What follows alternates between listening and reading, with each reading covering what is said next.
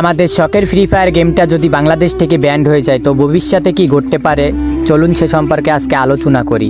প্রথমত একটা নেশাখোর ছেলেও এই ফ্রি ফায়ার গেমটা খেলতো। যে নেশাখোর ছেলেটা 24 ঘন্টা রাস্তায় মেয়েদেরকে ইপটিজিং করতো, সেই নেশাখোর ছেলেটাও ফ্রি ফায়ারের প্রতি আসক্ত হয়ে গেছিল। এই নয় যে সে 24 ঘন্টা ফ্রি ফায়ার খেলতো, যার অবসর সময়টা সে ফ্রি ফায়ার গেম খেলে কাটাইতো। যে অবসর টাইমটা সে একটা মেয়েকে ডিস্টার্ব করতো আগে এক সময়, কিন্তু সে ফ্রি ফায়ার গেম খেলে কাটাতো। এটা আমাদের সরকারের চোখে যায়নি, অথবা আমাদের আইনের যারা লোক আছে তারা দেখিনি। তো এই ভালো দিকগুলো তারা কখনোই দেখিনি। যে ছেলেটা নেশায় আসক্ত ছিল সেই ছেলেটাও ফ্রি ফায়ারে আসক্ত।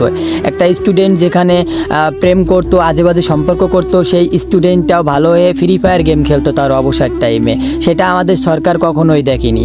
তো ফ্রি ফায়ার পাবজি ব্যান করছে ভালো কথা। যেখানে আগে সপ্তাহে কেস নিত, বিভিন্ন ধরনের কেস, মারামারি হুড়াহুড়ির কেস কোর্টে যাইতো, কিন্তু ফ্রি ফায়ার ব্যান করার পরে আমাদের দেশে অধিকাংশ কেস যাবে ধর্ষণ মামলা লাইন লেগে যাবে। যে স্টুডেন্টটা এক সময় ফ্রি ফায়ারের প্রতি আসক্ত ছিল সেই স্টুডেন্টটা এক সময় মেয়েদের প্রতি আসক্ত হয়ে যাবে। মেয়েদের মৃত্যুর সংখ্যা বেড়ে যাবে, মেয়েরা ধীরে ধীরে মারা যাবে। বেশিরভাগ মেয়েই আত্মহত্যা করবে, গলায় ফাঁসি দিয়ে মরবে, কারণ তারা সমাজে মুখ দেখাতে পারবে না, কারণ তাদের আজে বাজে ভিডিও ভাইরাল করে দেবে। বর্তমান জেনারেশনের ছেলে মেয়ে অনেক ভয়ানক। যেমন দেখুন, এই স্টুডেন্ট কিন্তু দেশ স্বাধীন করলো দ্বিতীয়বারের মতো, সেই স্টুডেন্টরাই কিন্তু এই ফ্রি ফায়ার গেমের প্রতি আসক্ত। আর আমাদের দেশের সরকার, বর্তমান সরকার এই ফ্রি ফায়ার গেমটায় ব্যান করে দিতে চলেছে।